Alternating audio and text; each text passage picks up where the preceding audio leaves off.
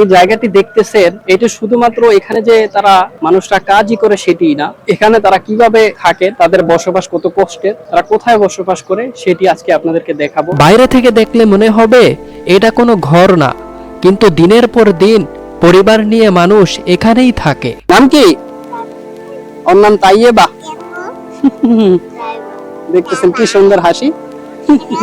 ওরা সবাই আমাকে দেখতেছে, যে ওরা আমাকে দেখতেছে আমি আসছি এখানে ভিডিও করার জন্য। দেখলে যে ওরা সবাই এখানে থাকে। তুমিও ভাইরাল বুঝো? হ্যাঁ, সেলিব্রিটি। যারা সেলিব্রিটি এরা ভাইরাল। হ্যাঁ, তুমি কেমন দেখছো?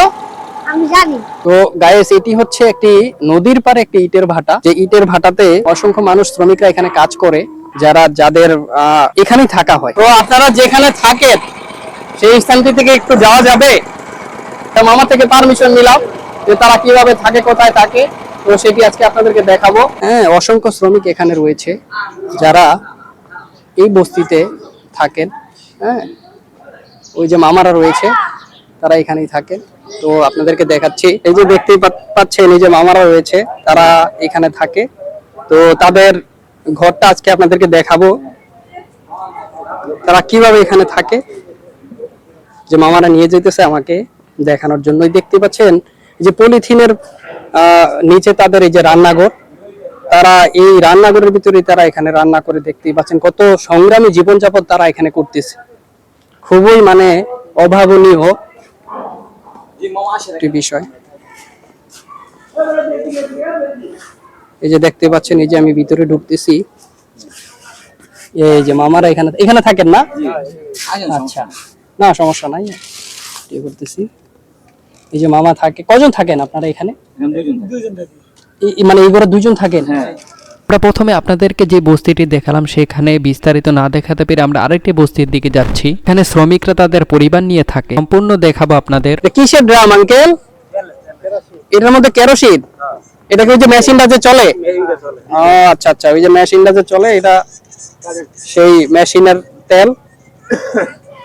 তারা ওইখান থেকে যে নদী থেকে তুলে নিয়ে আসলো, কোনো বাটওয়ালার মাধ্যমে আসছে।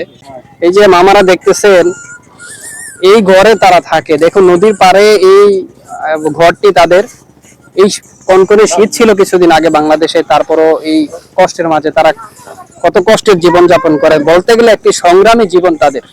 তো গায়েস, আমি দেখতে দেখতে চলে আসলাম। দেখুন এই যে যারা শ্রমিকরা এখানে সংগ্রাম করে, কাজ করে, কষ্ট করে, তারা এই বস্তিতেই থাকে। এখানে তাদের জীবনটা কতটা কষ্টের।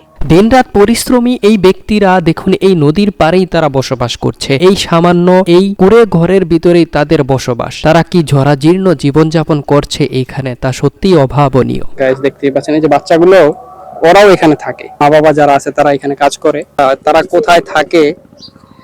এখানে অনেক ঘর দেখতে পাচ্ছেন। এই যে দেখুন এখানে অনেক ঘর, অনেকে তালা মারা আছে, হয়তো তারা বিভিন্ন কাজে গেছেন। এই ঘরের যারা বাসিন্দা রয়েছে, আমি আজকে দেখাবো আপনাদেরকে তারা কত কষ্টের জীবনযাপন করছে, কত সাদামাটা জীবনযাপন তারা এখানে করতেছে। আসসালামু আলাইকুম, ভালো আছেন? আসসালামু আলাইকুম, ভালো আছেন আন্টিরা? ওরা সবাই আমাকে দেখতেছে, যে ওরা আমাকে দেখতেছে আমি আসছি এখানে ভিডিও করার জন্য। দেখলে যে ওরা সবাই এখানে থাকে, যে বস্তিটি দেখতেছেন এই বস্তিতে তারা বসবাস করে। একটা ছোট ঘর, বিদ্যুৎ নেই, ঠিকমতো আলো নেই, এই জায়গাটাই তাদের ঘুমানোর জায়গা। সেটি আজকে আপনাদেরকে দেখাচ্ছি। দেখুন আমি ভিতরে প্রবেশ করছি। এই যে মামা দেখুন আমাকে দেখাচ্ছে তাদের থাকার জায়গা। দেখুন সামান্য এখানে তেমন কোনো আলো নেই, যে এখানে যে থাকার মতো, মানে গরমের দিন হোক, মানে বুঝতেই পারতেছেন নদীর পাশে একটি জায়গা, সেখানে তারা এখানে বসবাস করতেছে। দেখুন তেমন কোনো আলো নেই, কারেন্ট নেই, এই যে বিছানা, তাদের কোনো খাটও নেই, তারা মাটিতেই ঘুমায় এখানে। দেখতেই পাচ্ছেন এই যে বিছানাতে, এই যে, আচ্ছা দেখাচ্ছি, এই যে আমার সাথে মামা আছেন।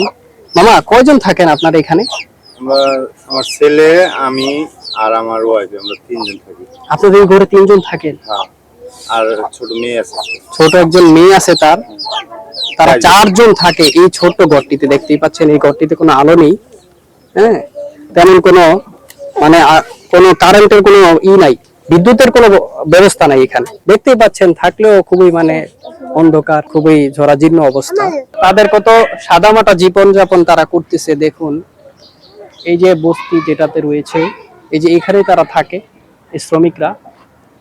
তো সো গায়েস দেখতেই পাচ্ছেন ওনারা এখানে কত কষ্ট করে এই ইট খোলাতে থাকে। গায়েস এই মানুষগুলোই আমাদের ঘর বানায়। আমরা কি কখনো তাদের জীবনটা দেখি, তারা কত কষ্টে জীবনযাপন করে এই বস্তিতে।